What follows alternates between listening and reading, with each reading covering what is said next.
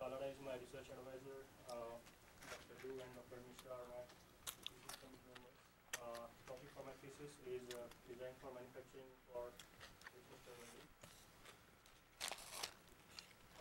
My research was basically split into two areas.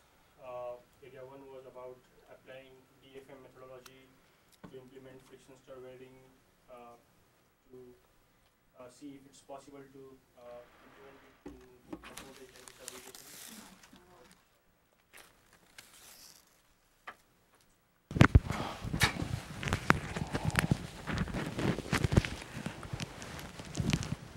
Area 1 was about trying to understand if friction stir welding can be applied to manufacture an automobile chassis by the use of DFM methodology. Area 2 was about developing an e-design tool for friction stir welding. I wrote 2 papers on these topics, and each of the papers got accepted in the conferences. First one was submitted to ASME DTC conference New York, and the other one was for MSEC conference Evanston, Illinois.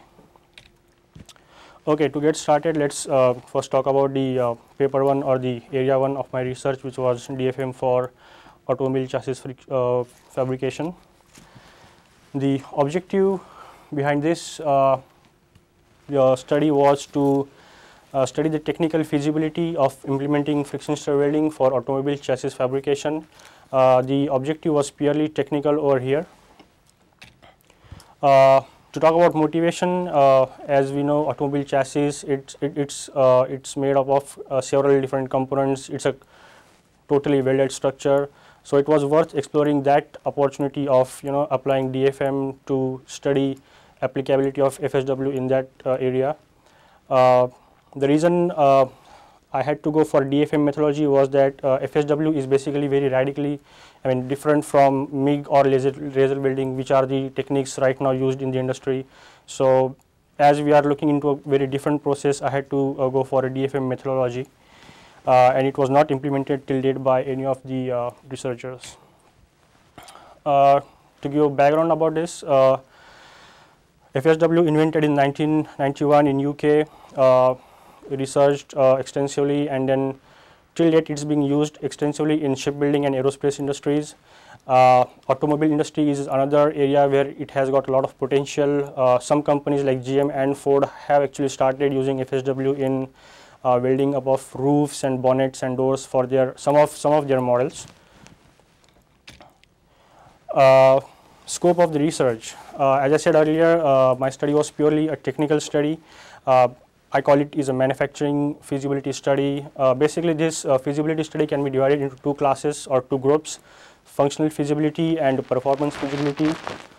Functional feasibility would talk only about whether we can implement FSW for welding up of the structure. I mean to say, purely from manufacturing point of view.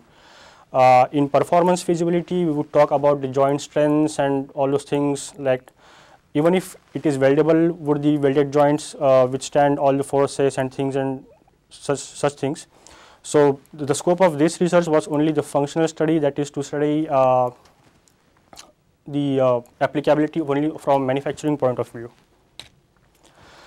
For my research, a case study was developed wherein I used Corvette Z06 chassis provided by GM.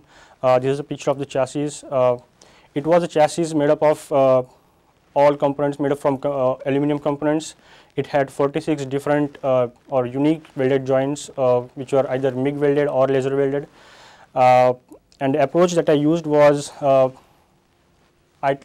took a look at each and every joint, and I asked the question that can we use FSW to weld that particular joint.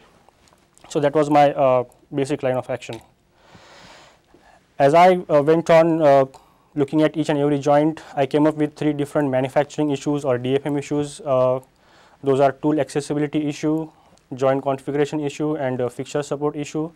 I'll talk about them in detail in the future slides. Okay. Tool accessibility issue. What is this issue actually?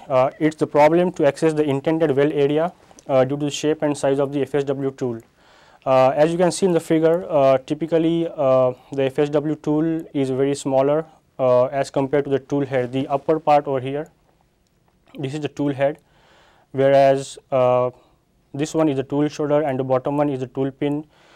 Tool shoulder and tool pin are actually involved when the welding process takes place. Tool head is not involved in the welding process, but as you can see, the tool head is bulkier than the tool pin and shoulder. So what happens is that when we try to weld any joint, the tool head becomes a problem as far as accessibility is considered. So that is the tool accessibility issue. It can be subcategorized into two: tool accessibility issue 1 and 2. This is TAI 1. As you can see from the two figures, I have shown the examples of fouling or interference of tool shoulder with the component in figure A, and in figure B the fouling or interference of tool head with the component 2 is shown. So these are the two probable cases which may occur when we try to implement the